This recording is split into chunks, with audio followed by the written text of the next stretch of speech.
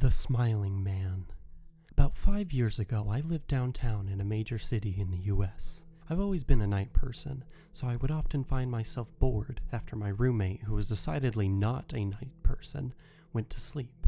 To pass the time, I used to go for long walks and spend the time thinking. I spent 4 years like that, walking alone at night, and never once had a reason to feel afraid. I always used to joke with my roommate that even the drug dealers in the city were polite. But all of that changed in just a few minutes of one evening. It was a Wednesday, somewhere between 1 and 2 in the morning. I was walking near a police-patrolled park quite a ways from my apartment. It was a quiet night, even for a weeknight, with very little traffic and almost no one on foot. The park, as it was most nights, was completely empty. I turned down a short side street in order to loop back to my apartment when I first noticed him. At the far end of the street, on my side, was a silhouette of a man dancing. It was a strange dance, similar to a waltz, but he finished each box with an odd forward stride. I guess you could say he was dance walking, heading straight for me.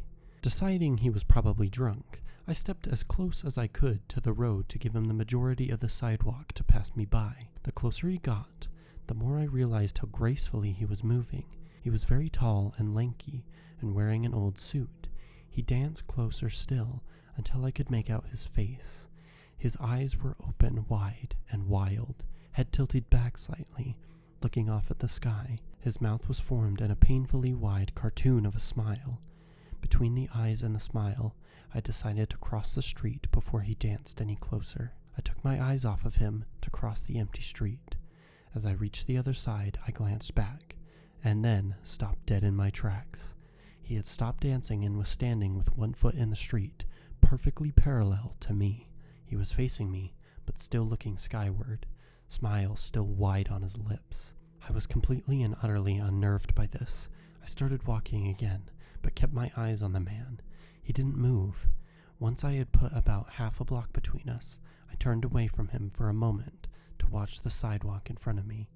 The street and sidewalk ahead of me were completely empty. Still unnerved, I looked back to where he had been standing to find him gone. For the briefest of moments, I felt relieved until I noticed him. He had crossed the street and was now slightly crouched down. I couldn't tell for sure due to the distance and the shadows, but I was certain he was facing me. I had looked away from him for no more than 10 seconds, so it was clear that he had moved fast. I was so shocked that I stood there for some time, staring at him, and then he started moving toward me again. He took giant, exaggerated, tiptoed steps, as if he were a cartoon character sneaking up on someone, except he was moving very, very quickly.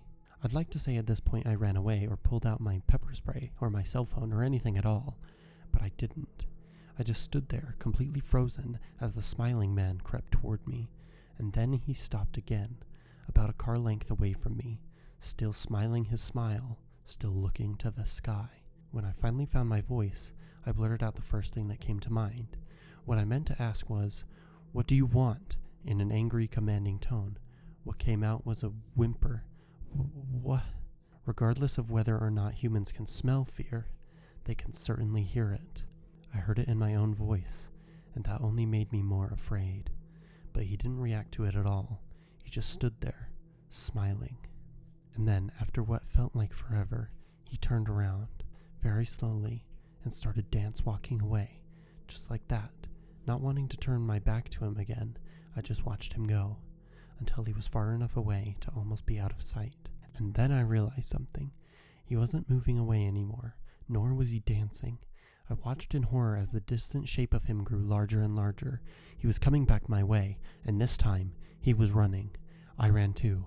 I ran until I was off of the side road and back onto a better lit road with sparse traffic. Looking behind me then, he was nowhere to be found.